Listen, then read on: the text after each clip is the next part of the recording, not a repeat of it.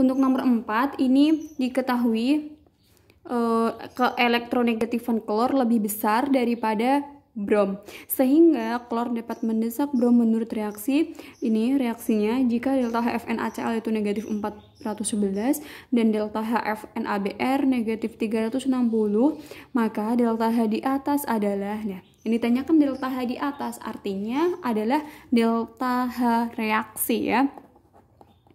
Rumusnya kita sesuaikan sama yang diketahui di soal adalah beberapa data delta HF. Berarti kita pakai rumus delta HF ya. Jumlah delta HF produk dikurangi jumlah delta HF reaktan. Produk itu sebelah kanan ini berarti ya, berarti delta HF-nya BR2 ditambah 2 dikali delta HF-nya NaCl dikurangi delta HF-nya Cl2 yang sebelah kiri ya, ditambah ini NaBr 2 kali delta HF-nya NaBr. Sekarang kita masukkan angkanya. Delta HFBr2 itu 0 ya, karena di sini Br mengikat Br berarti 0, ditambah 2 kali delta HF-nya NaCl negatif 411 dikurangi delta HF dari Cl2 itu berarti Cl mengikat Cl berarti 0. Pokoknya yang ada indeks 2 kayak O2, Cl2, Br2 itu 0 ya. Ditambah delta HF dari NaBr 2 kali NaBr itu negatif 360. Kita hitung 2 kali negatif 411 itu berarti negatif 822 dikurangi negatif 720. Negatif ketemu negatif hasilnya positif, berarti hasilnya negatif 102 kilojoule. 102 berarti jawabannya adalah E.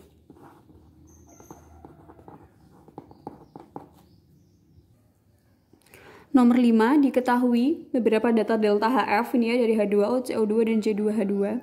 Jika 78 gram C2H2 airnya C12H1 dibakar sempurna sesuai dengan persamaan reaksi ini, dihasilkan kalor sebesar itu artinya yang ditanyakan adalah delta H reaksi. Tapi bukan untuk 1 mol. Delta H reaksi untuk 78 gram dari C2H2. Ini berapa? Kita cari dulu untuk 1 mol. Untuk 1 molnya, kalau reaksi yang diketahui itu adalah 2C2H2 plus 5O2 menjadi 4CO2 plus 2H2O. Sekarang kita cari untuk 1 mol yang dibakar, karena ini yang dibakar adalah 2.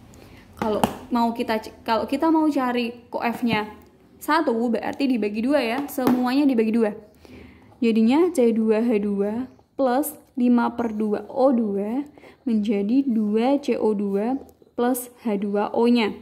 Delta H reaksinya di sini soalnya diketahui data delta HF, berarti kita pakai rumus yang sama dengan nomor sebelumnya.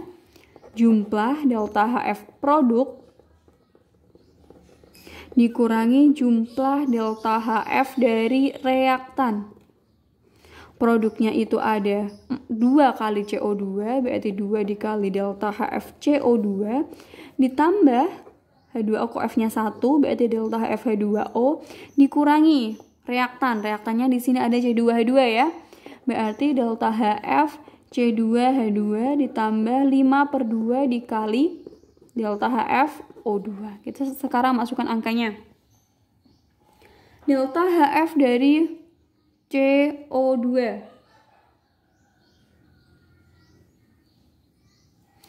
CO2-nya 2 kali negatif 394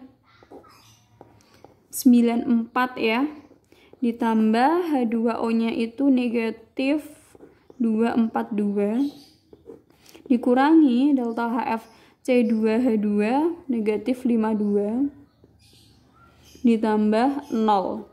Ingat-ingat lagi, ini senyawanya O2, Cl2, Br2 itu 0. Kita hitung, negatif 394 dikali 2 berarti belakangnya ini negatif ya, 8, 7 dikurangi 242, negatif ketemu negatif plus 52.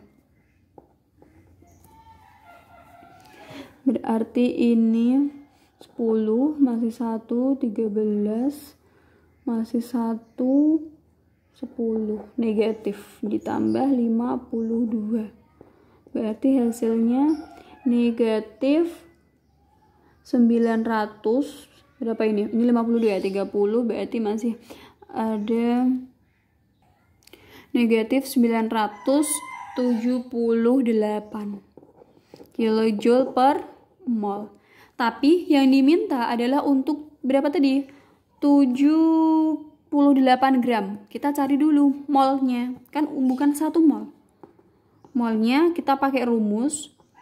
Karena ini ada gram dan AR. Kalau senyawa berarti namanya MR. Kita menggunakan rumus gram per MR. Ingat-ingat kelas 10 dulu ya. Gramnya 78. MR-nya berarti total dari C-nya dikalikan 2, berarti 2 dikali 12, ditambah hanya 2, berarti 2 dikali 1, sama dengan 78 per 24 tambah 2, berarti 28, sama dengan 3 mol. Berarti delta H reaksinya untuk 3 mol sekarang tinggal dikalikan saja. 3 mol dikali negatif 978 kilojoule per mol, hasilnya adalah negatif 2934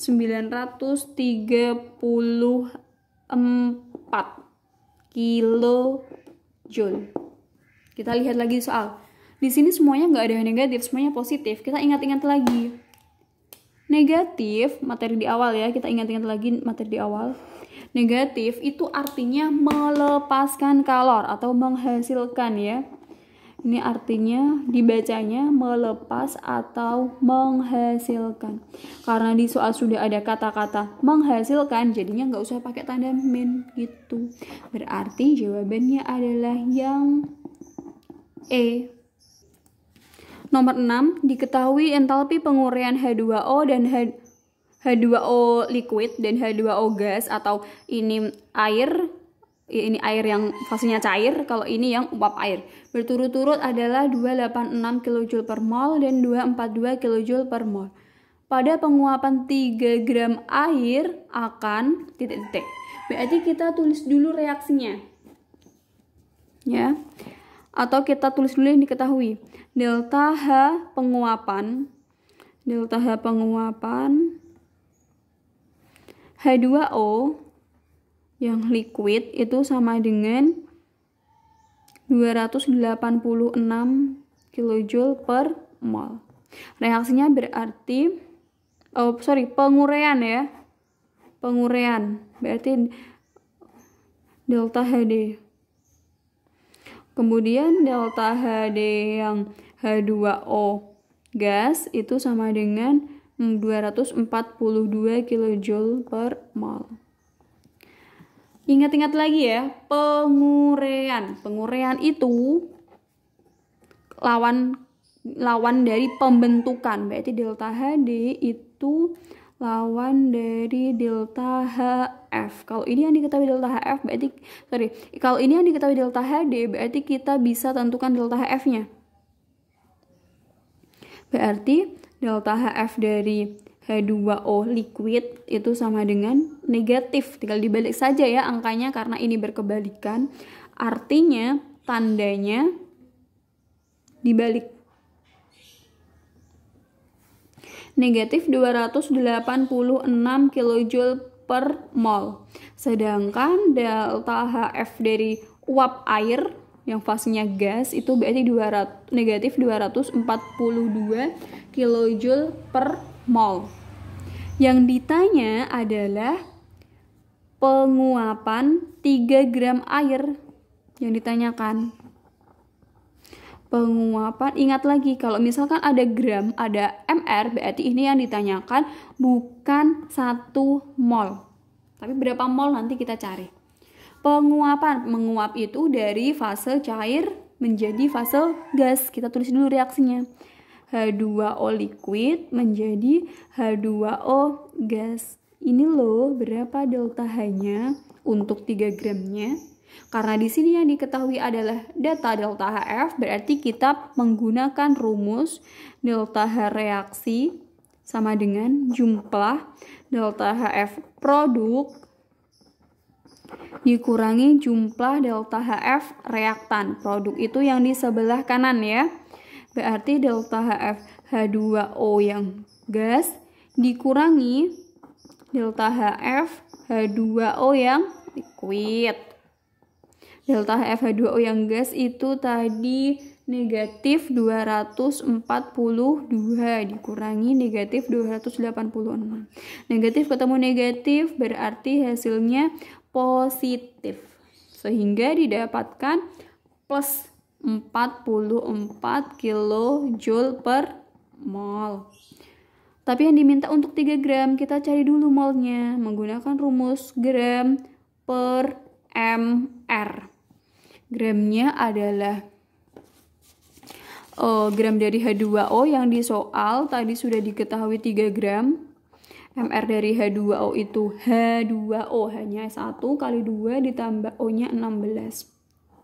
Berarti 3 per 18. Bisa disederhanakan 1 per 6 mol. Kemudian kita cari delta H reaksinya untuk 1/6 mol. Tinggal dikalikan saja ya. 1/6 dikali 44 sama dengan plus ya ini 7,3 kilojoule. Plus itu artinya diperlukan atau menyerap. Kita cross check di soal. Diperlukan 7,3 kilojoule atau menyerap 7,3. Berarti jawabannya adalah yang A ya.